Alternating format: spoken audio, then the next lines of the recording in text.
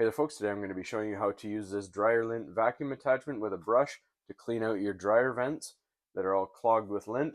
Now this one is made by PetOde. It is the #1 seller on Amazon. I got this from an Amazon return store, but I'll put a link to Amazon where you can purchase this. It comes with this thin tube that can get into the small tight space of the vent and some instructions. So we're just going to get this open and show you how to use it. Alright, so if we look, we have our brush. We just need to bend it into place. It's nice and flexible and long to reach down into the vent and scrape the lint off the sides that may be stuck. And then this black plastic here, it says remove before use. This is just for the packaging. And that is our attachment right there. So let's get it attached to the vacuum. Alright, so this attachment should go on to multiple different attachments on your vacuum.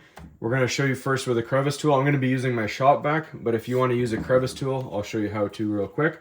So we take this end and we push it into our crevice tool, and then we take our rubber sleeve and we put it over top. This does work, however, it's not a very tight seal and I feel like it's going to fall off while we're using it. But if we do look at it, we pull our trigger, it does have a seal on it. So it does have suction. So if you want to use that, you can. However, as you can see, not very tight. I'm going to put it on the shop vac and see if it's a tighter seal. Alright, so I got the shop vac here. Got our regular round attachment, so let's get it on. Alright, so same thing with this. You just have to bend it a little bit to fit in there. And that is a much tighter seal. We put that over top and it doesn't move around as much. So just to show you, our vacuum is empty and then we'll see how much we get out of this thing. Alright, so all we have to do now is take our lint catcher out. And as you can see, it's attached to our vacuum and we're just going to slide it in while it's on. I'm going to explain it first because the vacuum is very loud. And we're just going to stick it down in and try and get all that lint out.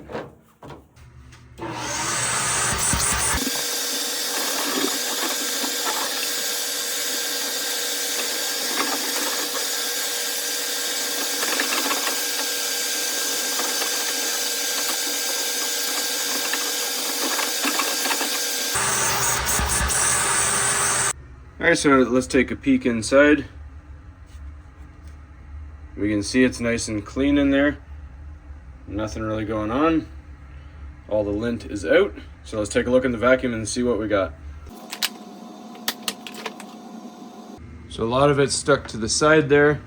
But then we look in here. That's all stuck in the bottom. So you also saw we had a couple of fabric patches, the heart patches there that came out, so stuff may fall off and get inside there and clog the vent.